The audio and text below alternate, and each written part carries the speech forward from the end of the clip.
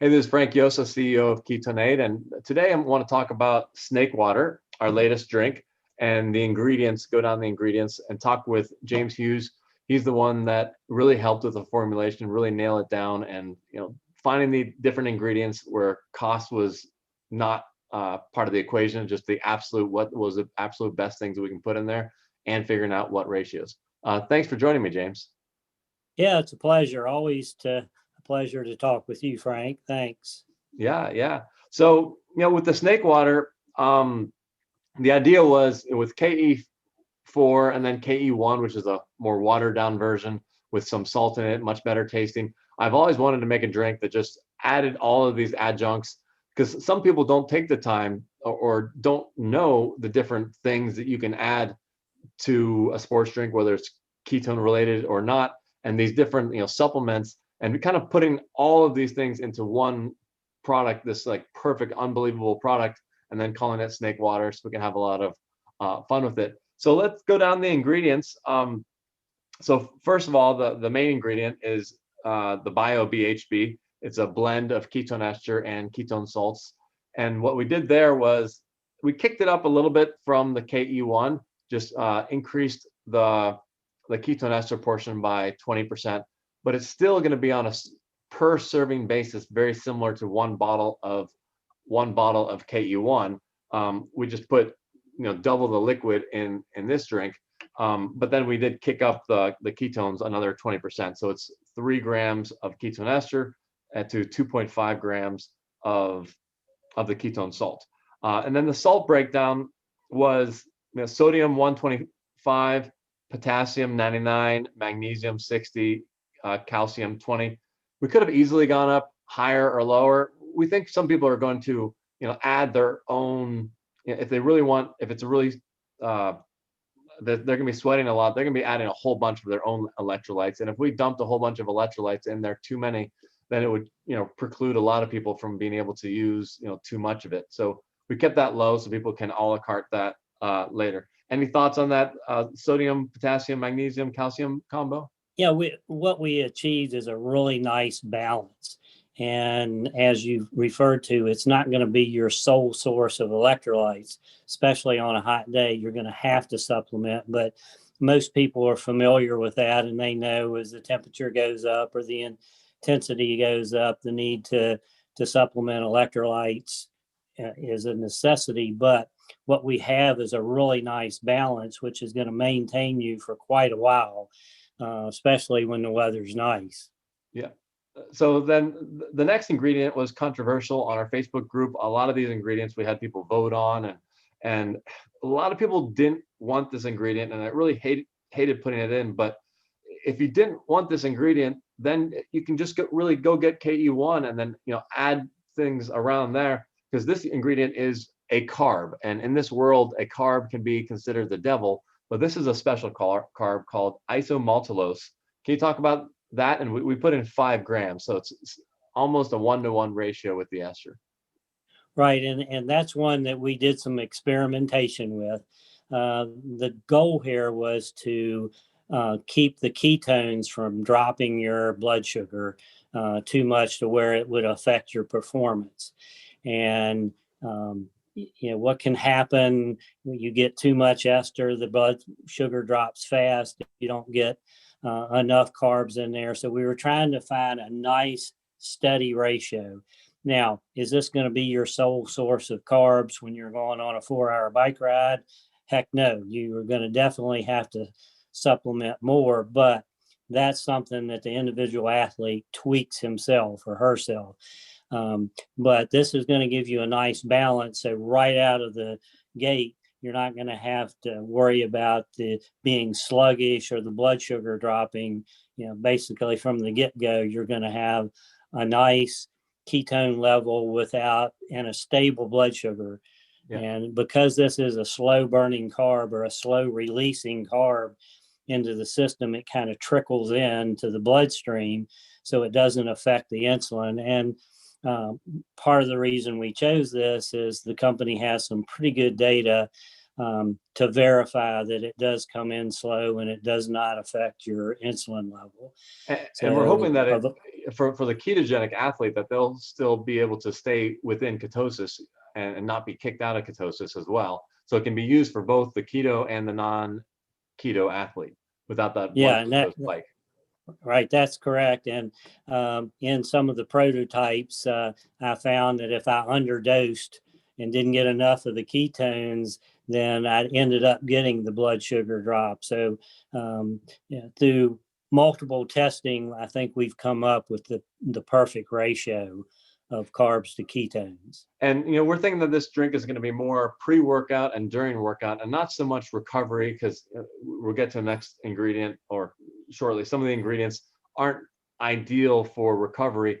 And then someone who is maybe studying 8 hours for exams, it might work for them if they are not keto. But if they are keto and that slow carb doesn't get burned up enough, unless the brain is able to burn it up, it might kick them out of ketosis if they're not running or using that athletic performance. So keto people, it might not be ideal outside of a sports setting. Would you agree with that?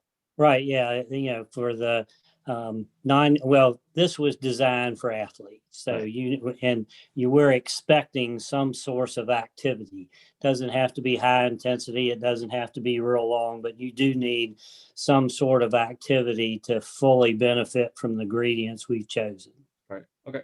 So then the next one is, BCAAs, a 2-to-1 ratio, L-leucine, L-isoleucine, and L-valine at 500 milligrams.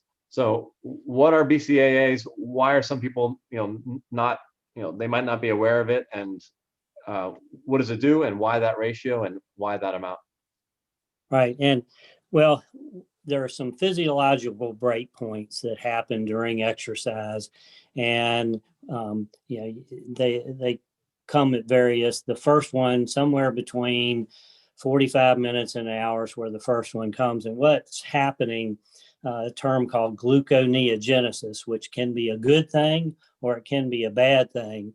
And what's happening is you are progressing from burning small amounts of protein / amino acids.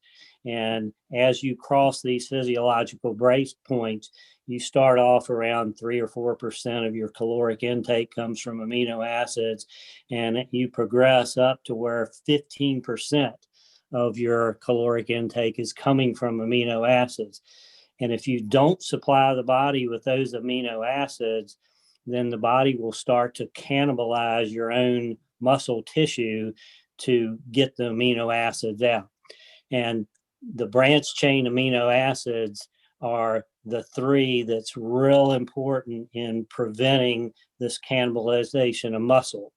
So, and it only takes a small amount to keep the body in a state where it can utilize these three main amino acids. It doesn't go after the muscle tissue.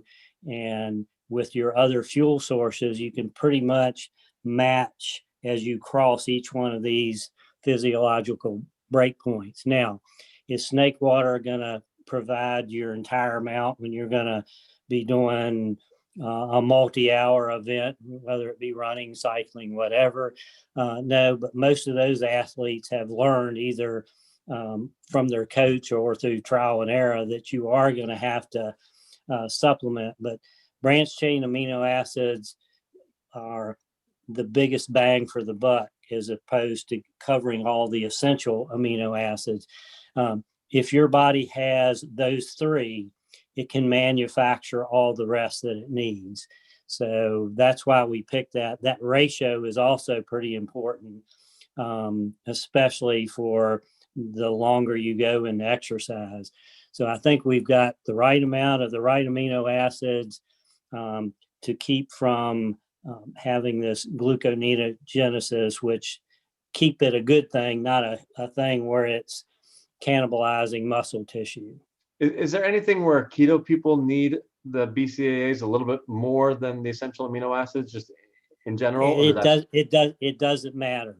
Okay. It's this is a physiological process that occurs in a human being, so it doesn't matter. Keto people just have a different fuel source. Their primary fuel source is fats and ketones, where the sugar burner, his primary fuel source is glycogen.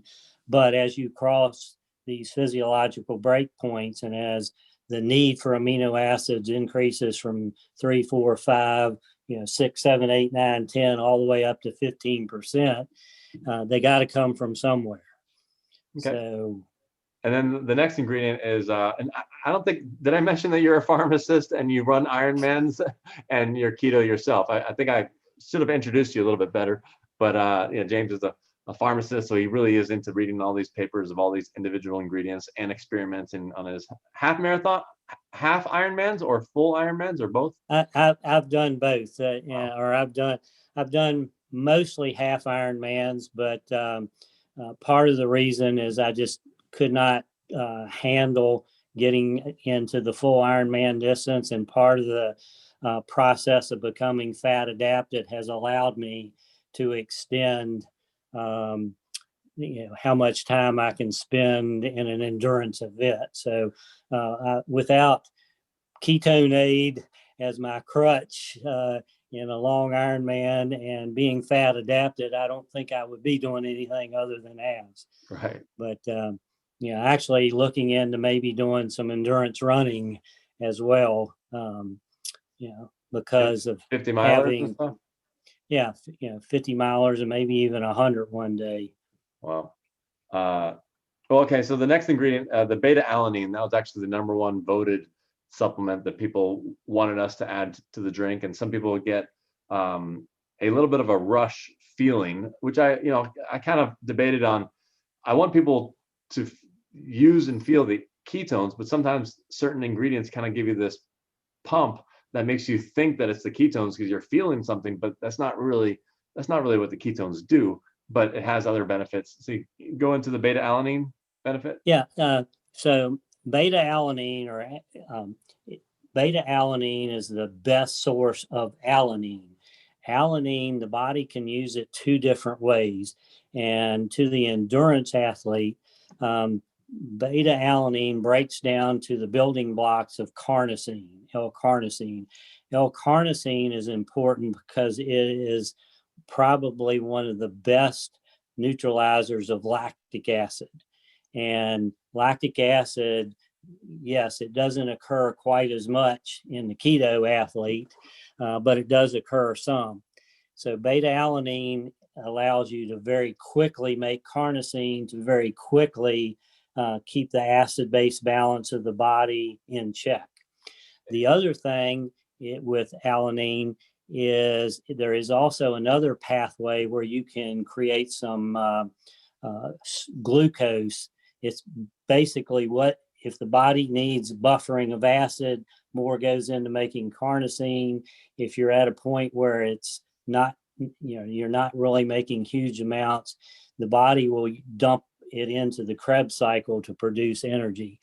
And, beta-alanine accomplishes all this a whole lot easier and faster than just straight alanine. Okay. And then we have potassium aspartate.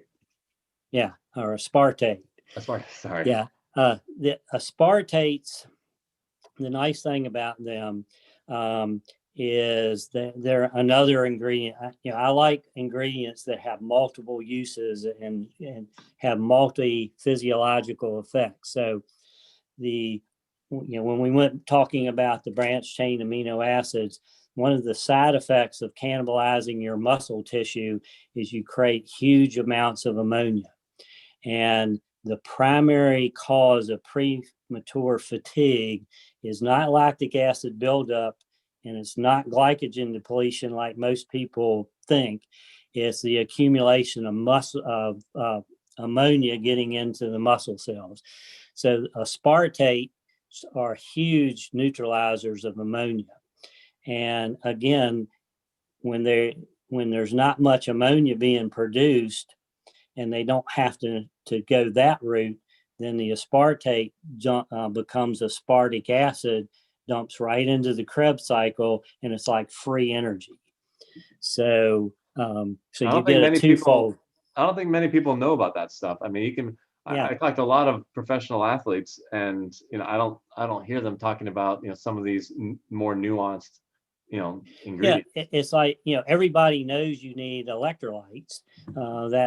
That's common knowledge. So instead of you have to hook the electrolyte as a metal. You have to hook it to something to get through the stomach wall. Well, you can hook it to things that will get it through the stomach wall, and that's all they do.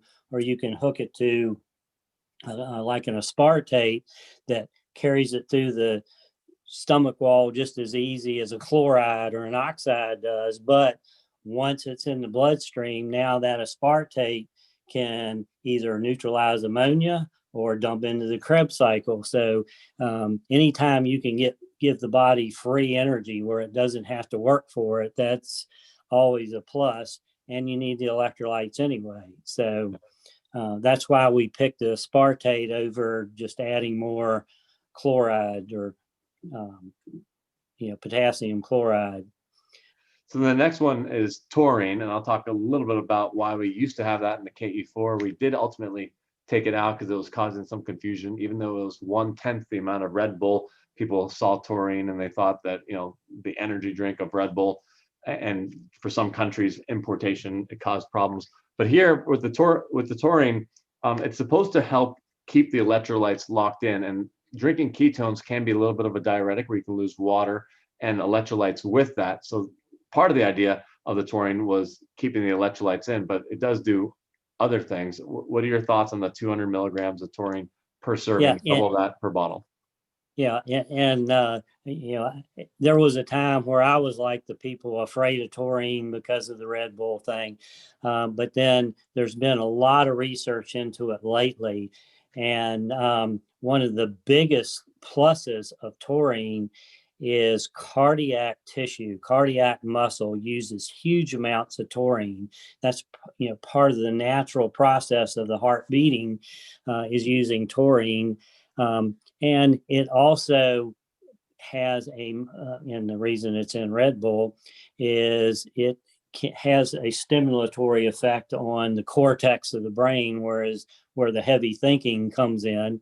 So it just kind of keeps your head in the game. And there's a lot of muscle tissues that require adequate amounts of taurine. So I went from scared of it to a huge proponent of it, especially in recent studies where that you can see that it really makes a difference. And actually, being a pharmacist and looking at medical data, they're using taurine a lot for people that have had any type of cardiac issue or during like a heart attack. They can protect some of the cardiac tissue with adequate amounts of taurine. So it's gone from a molecule or a compound that really wasn't so well thought of to one that is really coming into favor. And I think it's a great addition to SnakeWater.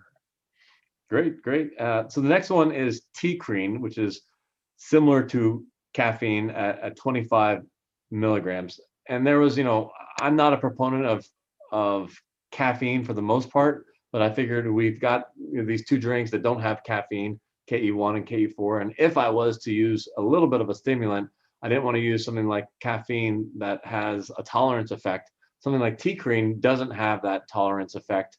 And we still think that the ester, it's only 1/4 of a regular serving. We kind of have to keep in mind that some people might take the entire bottle. They might take 2 servings. So you have to keep in mind that amount. But also the ketones are known to increase the absorption of caffeine. So with the T-crine, we just didn't want it to be multiplied 3-4x and create jitters. So thoughts on T-crine? Yeah, I'm glad you mentioned the word jitters, because the nice thing about T-crine is that it is a xanthine, very similar to caffeine. If you look at the chemical structure, they are very similar. But T-crine does not have the rapid heartbeat, some of the jitters, some of these side effects that you normally see with caffeine. Both get into the cortex where you need where it definitely improves cognitive function. And as I've said many times, and the reason that I really like the ketones is the improved focus and concentration and the cognitive improvement. Because if I can keep my head in the game, I can make my body do what is required of it. And teacrine, and we're going to get into another synergistic compound that was added, the theanine. They work together to really promote cognitive function and without the jitters. So teacrine is definitely a better choice than just adding a token amount of caffeine, not knowing how it's going to affect the person. Some people are going to get tremendous absorption of it with the ketone esters, some not so much. I have the genes that I can tolerate a lot of caffeine, but tolerance does develop. Teacrine is going to be constant. It's going to do the same thing today as it does 3 months from now. So one of the reasons I hesitated using it, and we might have a version, if I made another SnakeWater with one ingredient being different, it would be removing that ingredient, because I've been making fun of the ketone salts for a while, where if they're non-racemic, you might notice some benefit, but then people that I talk to that say that they feel it a lot, 90% of the time I ask them, are you taking the caffeinated version? And they're saying, yeah. I'm like, well, you haven't really experienced ketones. What you're experiencing is the 75, 3 times more than this serving, of caffeine that's then getting multiplied by the ketone ester. So it's like, instead of 1 cup of coffee, it's like 2 or 3, and they're feeling all this energy. It's like that's the caffeine. It's not the ketone. So I didn't want to have too much of it, but the elite athletes were asking for something so they didn't have to be adding the caffeine after the fact. They wanted an all-in-one drink. So then I did put in a little bit of that. The next one is CoQ10, which it's not very soluble. The drink will settle and leave a little bit of an orange ring at the top, and so we might replace it with what's the precursor to that, or the ubiquinone. Yeah, Yeah. that's just a little bit more soluble, a little bit better bioavailable, meaning it gets into the system quicker. Once it's in the bloodstream, the body doesn't know the difference. But what's the CoQ10? What's the 20 milligrams of CoQ10? How's that help? Yeah, CoQ10 is another one of these multi-use or multi-function compounds. Every cell in your body uses CoQ10 for energy transport. As we age, the ability to absorb it reduces, and the amount that you actually can produce. So, but it's a great antioxidant. It's definitely needed for energy transport. It actually works right inside the mitochondria, which is the battery of the cell. So CoQ10, the older you are, the more important that you have adequate levels of it. And it's not one that you find readily in a diet. Right. Okay. But during exercise, where you have tremendous amount of oxidation, this really helps to buffer that. So then the next one is the L-theanine, which is kind of related to the teacrine, and that's 20 milligrams of L-theanine, and that's supposed to kind of counteract and add to the anti-anxiety, which teacrine is supposed to be better than caffeine, but it still is a little bit of a whether it's called a stimulant or not is still up in the air. It's similar to caffeine, and the L-theanine is to help take off the edges. Anything else that it does? Well, yeah, they work it's a synergy that works between whether it's caffeine and theanine, or the teacrine, and there's a synergism there. Keep in mind, a stimulant stimulates things. Sometimes it stimulates active processes. Sometimes it can stimulate a shutdown process. So you need a balance and with the using caffeine and theanine or teocrine and theanine, they work synergistically to keep the right switches turned on.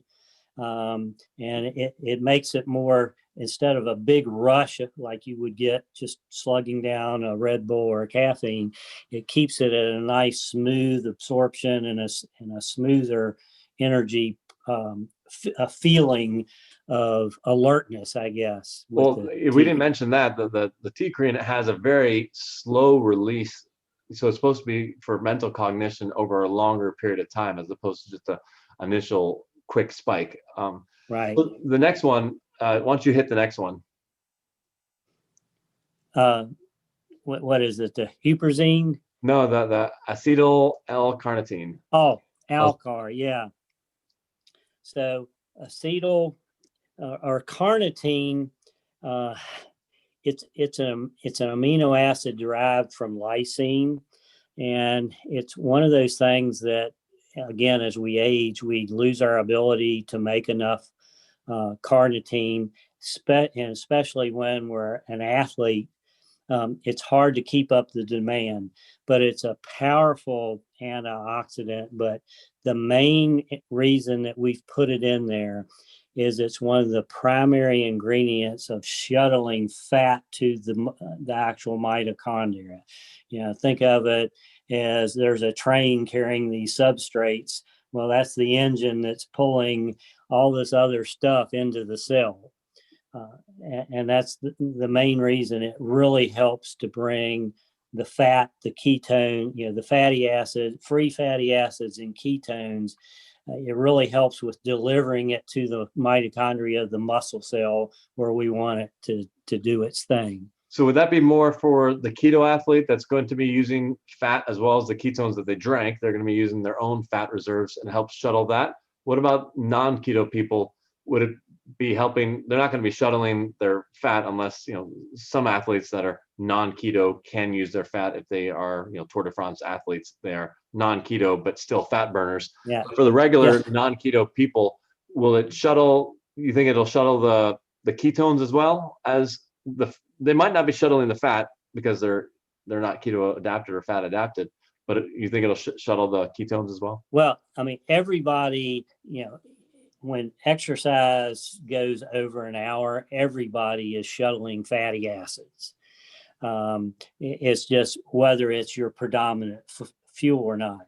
Right. I like to use butter burners and sugar burners. A sugar burner, his primary fuel source is the sugar, the glycogen, but they're also burning some free fatty acids.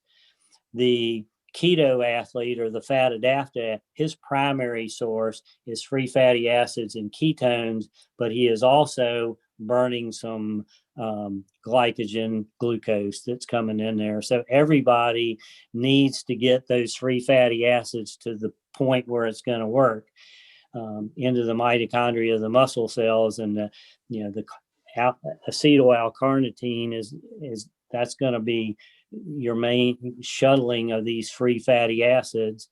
And the nice thing is again, once it does its thing, the acetyl group of that molecule breaks off and then goes back into the Krebs cycle again for free energy. All right. The next one is L-Carnosine at 15 mgs. And by the way, we disclose all of the ingredients, how much. We don't do this proprietary blend. I think a real athlete needs to know exactly what are you giving me as opposed to this proprietary blend and making the assumption that you're not going to ever use anything else. Like, how do people do that? Yeah. Well, the one, with the beta alanine, you could theoretically make all the carnosine you needed using beta alanine, but if you get the beta alanine up too high, you can get these tingling sensations in your fingers, your feet, and so we were able to keep the beta alanine at a very reasonable level, but we're making up the difference by adding just some regular carnosine into the mix. Right. Okay. And then the next one, niacin. My understanding is that niacin if you put too much, it's going to give you the flush face, and you can get the non-flush version, but it's not nearly as effective. But if you put a small amount, some people will feel a little bit of that, liveliness burn. But this is only, I think we have it at only 5 milligrams. So some people might feel it a little bit, but that is supposed to be also a transporter to help deliver the ketones. Can you talk more about niacin? Right. Yeah. So it is a transporter, but the main thing is it opens up capillaries. So when you get down to the actual getting the substrates into the muscle cell, they go through veins, smaller veins, and then eventually they get into the capillaries. And if you can open them up so that you can push the full amount through them, it's going to get to the source quicker and, actually inside the cells. And niacin, part of the flush is it's opening up capillaries. So it's aiding in transporting, it actually helping the ketones be absorbed and into the bloodstream quicker. And it's also helping it get to the source of where you need them to be quicker with the niacin. And 5 milligrams is an adequate dose, but not a dose that would be really considered therapeutic. So the chances of getting the flush with that amount is going to be extremely rare. Well, some people might take 2 servings and they might be on a bike for 4 hours. So, they might get 5 times that. It's possible. Well, even, when niacin's used, nicotinic acid, when it's used medically, most doctors will say, yeah, I know the flush is uncomfortable, but that's a good thing, right? Yeah. Because it's really opening up your capillaries, and it's either delivering, food to the cell, or it's taking waste products away. Now, the downside about niacin is it's supposed to, we haven't proven this, I've tried to, but the margin of error with the ketone meter is such that it's not going to be obvious, that it might lower your blood ketone numbers because it's taking it out of your blood. People think they all focus on blood ketone numbers, but the ketones don't do anything in your blood. It's when they leave your blood and leave that whatever millimolar you're at and start going places. So if you increase the transporter that gets them out of your blood and takes them to the cells, you might experience slightly lower blood ketone numbers, which is why none of the other ketone companies have ever put it in, because they all are about, higher numbers. But, this drink, I didn't want it to be about numbers and glitz and just about, what's really going to nail it. Yeah, one of the smartest doctors I know, who also is a incredible athlete, he says it's not what's in your blood or what's in your urine, it's what's in the cell. Yeah. And niacin is going to take it to the cell quicker. Yeah. So the next one is huperzine. That was one of my personal favorites. I don't really notice much with any nootropics except for huperzine, and I learned about it through Tim Ferriss. He had a blog post about lucid dreaming. He would take it right before he would go to sleep, or he'd take it in the middle of the night if he woke up, and just the vividness of just opening up the brain is just insane. So a lot of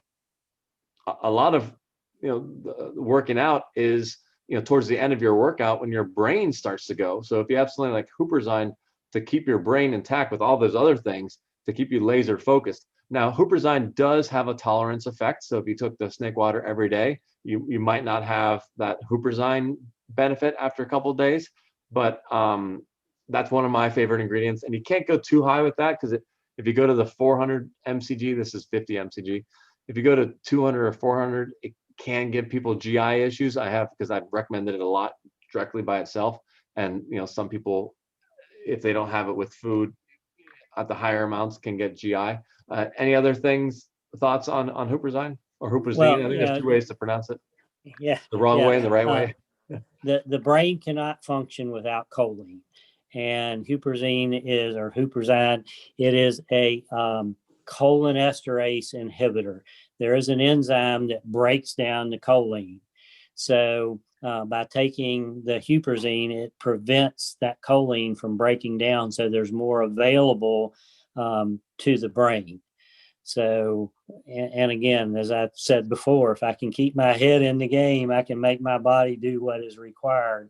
And the studies on huperzine, it's one that even if you take it every day, you will get some tolerance, but you're still going to maintain proper choline levels within the brain, and it's going to help with that. And choline gets used in every cell in our body, and you're sitting on a bike in an Ironman for 4 or 5, 6 hours. You need to keep some of that choline in the brain, and Right. huperzine has a high affinity for the brain tissue, and having a cholinesterase inhibitor out in the periphery is not necessarily a good thing. Having it in the brain is a fantastic thing, and huperzine does most of its work in the brain and very little out in the periphery. So one ingredient we considered using, but I didn't want to put it in because I think some countries it's too new, so it's banned in certain countries, and I didn't want to have the drink get pulled because of one ingredient, but people could add it a la carte. I think it's the alpha GPC, right? Right. That works. Yeah. That works well with the huperzine. You can talk about it. It's not in the drink, but someone might want to, a la carte it. Yeah. Yeah. So, and that's one where huperzine, they work together synergistically. Huperzine prevents the enzyme from breaking down the choline, and the apple tongue tied here. It helps keep more choline in circulation. Mm-hmm. So they definitely work together. The biggest bang for your buck is the huperzine. So that's why we put it in there. It may be nice to add a little extra, but both compounds work together very synergistically. So the next one is B12, the higher quality version, 25 mcg. Can you talk about that? And there's always a question about how much can really be absorbed, and that's why the nutritional facts say 10,000% of the RDA and stuff. What are your thoughts on the B12, whether it's going to get in and whether it's just an added bonus? I mean, the B12, the problem with B12 is stomach acid destroys half of whatever you take. But every little bit that gets into the circulation, oxygen transport requires B12. Think about, again, an Ironman race. You're burning up everything that you have in your system. So you have to keep adequate B12 to move oxygen to the cells. Right. And it only takes a little bit to maintain the levels. So even though we're not going to get, yes, the stomach acid will destroy some of it, but some of it's getting into the system, and it's going to help with oxygen transport. All right. Let's see what else. So the next, we have allulose. It's just a sweetener, zero glycemic index sweetener, so it shouldn't affect blood sugar, and it shouldn't really be an energy source. It's just more for flavor on the front end, and then stevia flavor on the back end. So both natural sweeteners. We didn't put in any sucralose. I considered it because this was supposed to be the just everything regardless of. But I decided not to do that. Citric acid, and then for the green color, I could have made it a nice Mountain Dew green neon, but decided just to go with the chlorophyll all natural green. It's really hard to find greens that pop that are also all natural. And then natural flavors, kiwi strawberry flavor, and then potassium sorbate for freshness. And that's pretty much a wrap. Anything else we're missing on the rundown of the world's most unbelievable sports drink ever created? Oh yeah, I'm excited to really, when the weather gets better, to get out and really test it on long rides.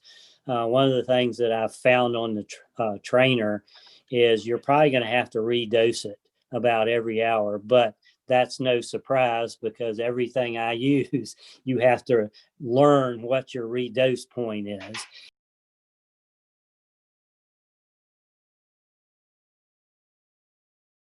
And, the fact that in my initial trials with the SnakeWater that I was able to go an hour or more without redosing, I thought that, hey, that's great. So I think we got a winner here. I think it's an awesome product. Well, thank you. Thank you very much. And it will be on the Facebook message groups, answering questions as well. And maybe we'll evolve. We're considering adding cordyceps maybe to the next round. But I think we got something good here, and hoping to get more feedback. We have gotten a few results coming in, people saying that they liked it more than their KE4, KE1, but really trying to nail down, what that difference was. So But thanks one thing they need to remember, KE1 and KE4 are still on the market. Right. So, I still use them both, and plan on using SnakeWater as well. So yeah, those products might be more for the recovery, would be one way to use it. Just different applications, because you wouldn't want to be adding a T-crine. I don't think. Maybe there probably is some benefit that I don't realize, but T-crine, after your workout might not be, as beneficial. So something like a KE4 or KE1 might be better for that. And then before bed, immediately before bed, using the KE4 for that, you wouldn't want to use a SnakeWater, for before bed. Absolutely wouldn't want that. So right. yeah. All right. Well, thank you very much.